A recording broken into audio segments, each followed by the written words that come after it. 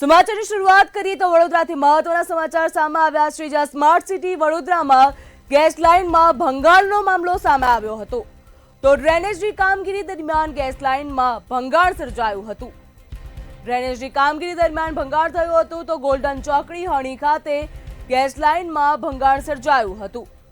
Contractor અને અધિકારીઓની બેદરકારીના કારણે મસમોટું ભંગાણ સર્જાયું છે. જ્યાં ગેસ લાઇનમાં ભંગાણથી 2,75,000 ઘરોને સળગ્યો ચૂલો નથી. જ્યાં ચૂલો સળગ્યો નથી, મહત્વનું કહી શકાય, ભંગાણ સર્જાતા 200 થી 250 થી વધારે રેસ્ટોરન્ટ, હોટલો બંધ રહી છે. આ લાઇનમાંથી કનેક્શનના લીધે સીએનજી ગેસ પંપો પણ બંધ રહ્યા છે.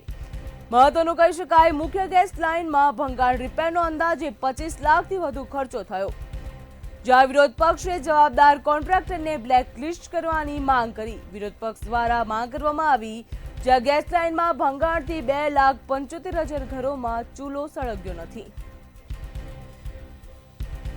જ્યાં સ્માર્ટ સિટી વડોદરામાં ગેસ લાઇનમાં ભંગાણનો મામલો સામે આવ્યો હતો. મહત્વનું કહી શકાય, જ્યાં ડ્રેનેજની કામગીરી દરમિયાન ભંગાણ સર્જાયું હતું.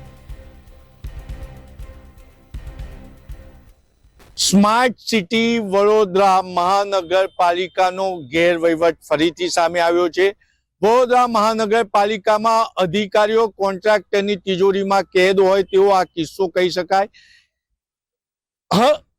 દરજીપુરાથી એપીએસ સેન્ટર ડ્રેનેજ લાઇન લઈ જવામાં આવી રહી હતી ને ડ્રેનેજ લાઇન ટર્નલ પદ્ધતિથી કરવામાં આવી હતી. ત્યારે આપ સ્ક્રીન પર જોઈ રહ્યા છો એ ગોલ્ડન ચોકડી થી જે ગેસ પુરવઠો શહેરને પૂરો પાડવામાં આવે છે એ ગેસ નલિકામાં મોટું ભંગાણ સર્જાયું હતું ને આ ભંગાણના કારણે વડોદરા શહેરના 2.75 લાખ ઘરોમાં ચૂલો નતો સળગ્યો ને 250 જેટલી રેસ્ટોરન્ટ બંધ રહી હતી. તો 6 થી વધુ સીએનજી ગેસ પંપ સ્ટેશનો પણ બંધ રહ્યા હતા. એટલે 24 કલાક નાગરિકો ને તકલીફ થઈ હતી. ત્યારે આ જે સ્ક્રીન પર જોઈ રહ્યા છો એ ગેસ નલિકા રિપેરિંગ કરવાનો અંદાજિત 25 લાખ ખર્ચ થયો છે. ત્યારે વિપક્ષી કોર્પોરેટર અમિત રાવતે પત્ર લખી અને કમિશનર પાસે માંગ કરી છે કે આ ડ્રેનેજ કોન્ટ્રાક્ટર જેની બેદરકારીના કારણે નાગરિકોને ફરજિયાત બહાર ખાવાનું શોધવું પડ્યું તેવાને બ્લેકલિસ્ટ કરો અને શહેરમાં ગેરંટેડ રોડ પર ટ્રાયલ પીટ કરી અને રોડ કોન્ટ્રાક્ટરને ફાયદો કરાવતા હરેશ રાઠવા અને કપિલ તિવારી જેવા અધિકારીઓને તાત્કાલિક સસ્પેન્ડ કરો.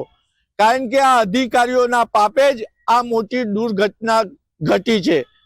એટલે વિપક્ષની માંગ છે. ત્યારે હવે એ જોવાનું રહે છે કે સ્થાયી સમિતિમાં ડ્રેનેજ કોન્ટ્રાક્ટરોને લાભ પહોંચાડનારા સભ્યો શું આ સામે કડક કાર્યવાહી કરવાના આદેશ કમિશનરને આપશે ખરા?